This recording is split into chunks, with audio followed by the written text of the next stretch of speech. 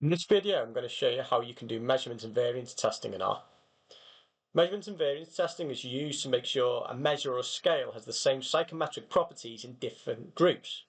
Say, for example, you have a scale developed in the UK, and then you make a version of the scale in French language, for example.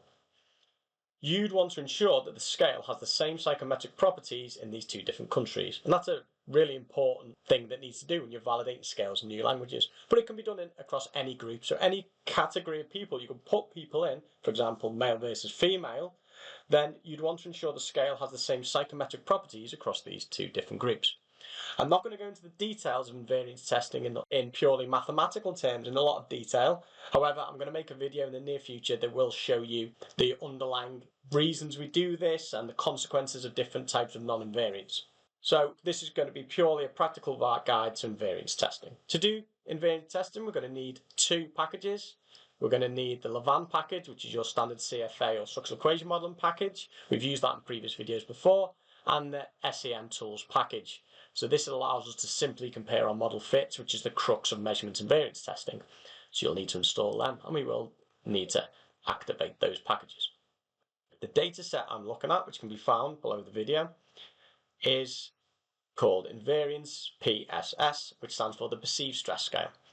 This is some open data that I found, and I put the link to the study below the video as well, that was looking at the perceived stress scale, a 10-item version of this. And I'm going to use this data to do a bit of invariance testing to look at if there's any sex differences on the psychometric properties of this scale. So we can run that, and I'll show you the data. Here we go. We've got a variable which is labeled gender, and then we've got our perceived stress scale, 1 to 10. So we want to ensure the psychometric properties of the scale are consistent across males and females. The first thing I need to do, I just need to reverse score 4 of the items in this scale. So that's going to do our reverse scoring for us there. And then I need to basically tell Lavand specifically what our factor structure is. Now the factor structure I'm taken directly from the paper in which I got the data from. And it's a two-factor structure. You've got items 1, 2, 3, 6, 9 and 10 on factor 1, and items 4, 5, 7 and 8 on factor 2. You'll note all the reversed items go on to factor 2, which probably indicates that the scale has got some problems with it. However, I'm not going to go into that in any detail. For all intents and purposes, let's say the scale's fine. I'm just going to show you the invariance testing process. So what we do is we tell R this is our factor structure. Now if we're doing a standard factor analysis, or CFA norm I've called it, I just write CFA, the model, so that's what I call the model. The data I'm using, I call my data frame DF, and we're just going to use the maximum likelihood, the standard estimator there, the default estimator. You could get rid of that and it would still run. So we can run that and we get our summary. And when we look at our summary, we're just looking at model fit for now. We can see our comparative fit index is above 0.95, which is good. You want it to be above at least 0.90. Your Ramsey above is 0.042, you want that to be less than 0.06. And our standard root mean residual is 0.04, which is less than 0.08. So we've got a decent fitting model. But actually, what we want to do in invariance testing is a little bit different. So there's different types of invariance. So the first one is configural invariance, and this is going to tell me, does the factor structure hold across the two groups? And this is really easy to run.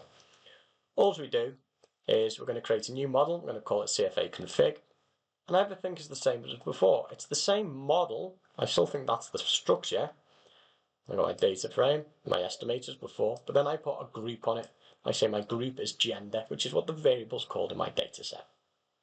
So I run this model, and I get my summary. And we just look at the model fits here.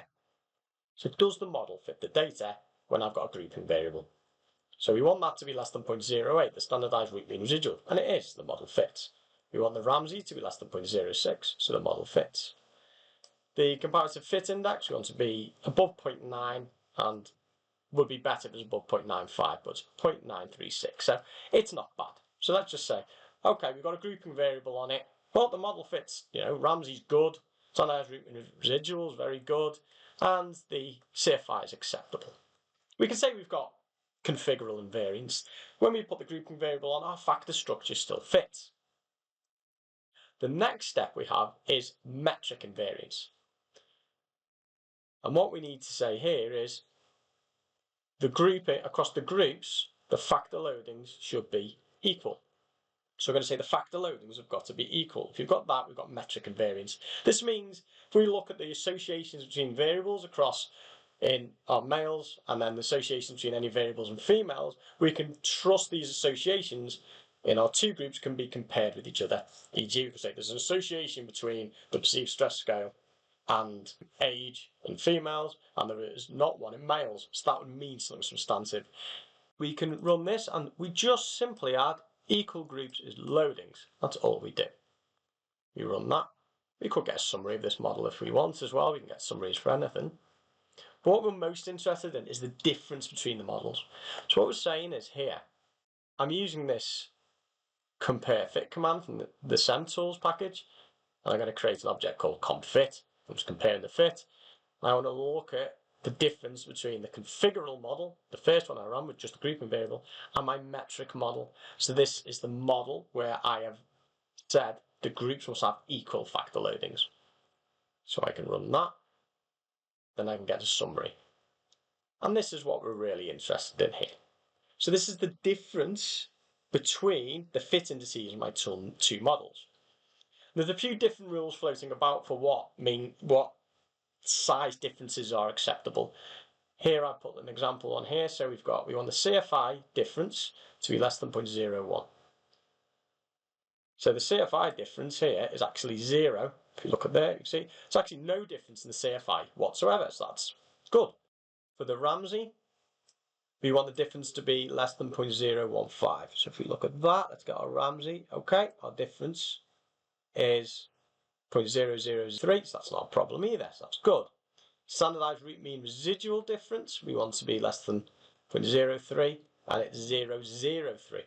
So what we can say is if we hold these constant, we're not having a big catastrophic effect on the model fit indices, which suggests that we have metric invariance.